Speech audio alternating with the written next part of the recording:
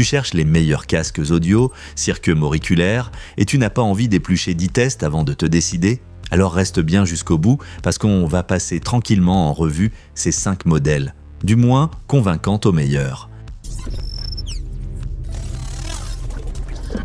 À la dernière place, on retrouve le modèle de Sennheiser, non pas parce qu'il est mauvais, mais simplement parce qu'il en offre le moins face aux autres. C'est un casque du quotidien sérieux et fiable pour celles et ceux qui veulent quelque chose de simple, mais dans la catégorie des meilleurs casques circumo-auriculaires, il lui manque ce petit plus qui fait vraiment la différence.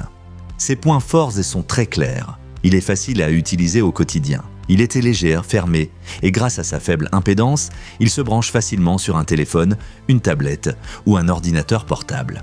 Il y a aussi un microphone intégré et une petite télécommande, ce qui est vraiment pratique tous les jours. Face au modèle plus cher, on est toutefois davantage dans le registre du confort et de la simplicité que dans celui de la polyvalence ou de l'effet waouh. Son plus gros défaut est simple à résumer. Pas de connexion sans fil, pas de réduction de bruit active et un équipement globalement assez basique. Là où d'autres modèles t'isolent bien mieux dans le train ou dans l'avion ou proposent nettement plus de fonctions, celui-ci reste sur une formule très classique. Même côté son, il est davantage pensé pour une écoute détendue que pour un vrai travail de précision. Je vois surtout ce modèle pour les personnes qui veulent un casque léger, abordable et sans prise de tête pour leurs déplacements. Mais si tu recherches plus de temps, plus de confort, plus de calme ou plus d'options sonores, tu risques vite de te tourner vers les modèles suivants. Et si tu veux comparer les prix directement, les liens de tous les casques présentés dans la vidéo sont en bas dans la description.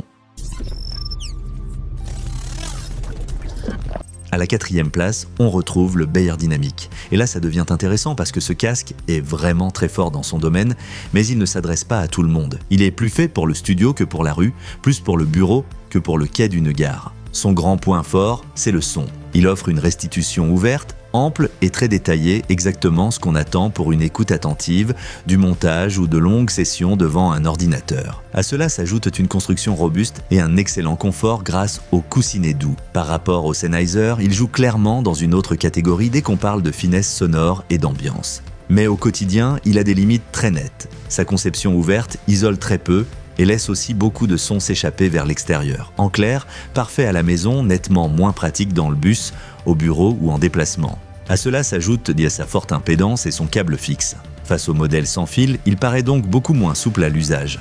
Ce casque convient à celles et ceux qui écoutent volontairement chez eux, qui mixent ou qui aiment simplement le beau son sans avoir besoin de fonctions mobiles. Mais si tu veux plus de polyvalence, pour voyager, téléphoner, profiter du sans-fil et de fonctions modernes, alors le modèle suivant devient bien plus intéressant. Et avant de continuer, n'hésite pas à laisser un like et à t'abonner à la chaîne si ce genre de comparatif honnête t'aide vraiment.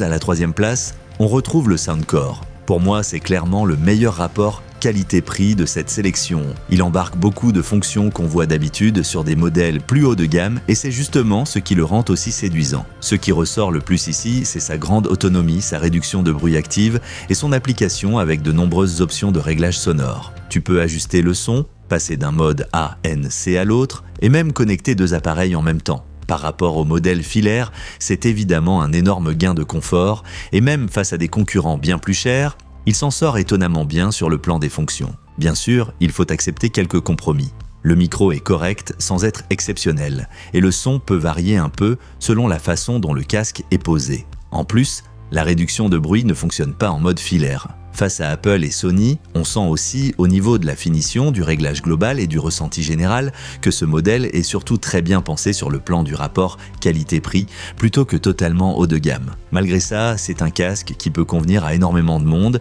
Si tu veux en avoir beaucoup pour ton argent, que tu te déplaces souvent et que tu accordes de l'importance à l'autonomie, c'est un très bon choix. Mais si tu veux entrer dans le vrai haut de gamme, les 2 modèles qui suivent apportent encore plus de raffinement. À la 2e place, on retrouve les AirPods, c'est le candidat luxe de cette sélection et c'est clairement un casque qui montre tout de suite qu'il vient du segment premium. Dès la première prise en main, les matériaux, la finition et les commandes donnent une impression très haut de gamme. Ses grandes forces, ce sont sa réduction de bruit très performante, son son équilibré et toutes les fonctions liées à l'univers Apple. Le son adaptatif, l'audio spatial et l'intégration avec les autres appareils, Apple donne une expérience particulièrement fluide. Par rapport au Soundcore, tout paraît encore un peu plus soigné, plus raffiné et plus premium. Et pour quelqu'un qui utilise déjà beaucoup de produits Apple, la différence se remarque très vite. Mais le point faible est tout aussi évident. Il est lourd. Et ça se sent sur les longues sessions. Son autonomie est aussi nettement plus courte que celle du Soundcore. En plus, sa vraie valeur ajoutée se révèle surtout si tu utilises déjà l'écosystème Apple. Pour les autres, une partie de la magie paraît forcément un peu moins impressionnante. Je le recommanderais surtout à celles et ceux qui recherchent un ensemble très haut de gamme, qui accordent beaucoup d'importance à la finition et qui évoluent déjà dans l'univers Apple. Mais si tu veux le casque le plus équilibré pour le plus grand nombre de situations, alors on passe maintenant au numéro 1. À la première place, on retrouve le Sony. Et franchement, c'est tout simplement le casque le plus complet de cette sélection.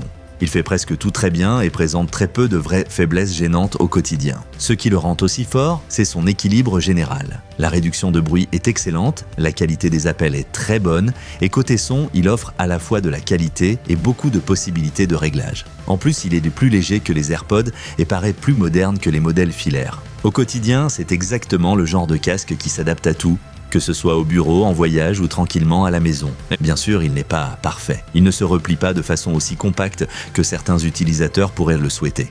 Et le confort reste toujours une affaire de goût. Mais face aux autres modèles, ses défauts pèsent moins lourd que leurs propres limites. Et c'est précisément pour cette raison qu'il prend ici la première place. Si tu cherches un casque capable d'assurer dans un maximum de situations, c'est clairement celui qui convient le mieux. Il n'est pas seulement bon dans un domaine, il est très solide presque partout. Et c'est exactement pour ça que, selon moi, c'est le meilleur ensemble de tout ce classement.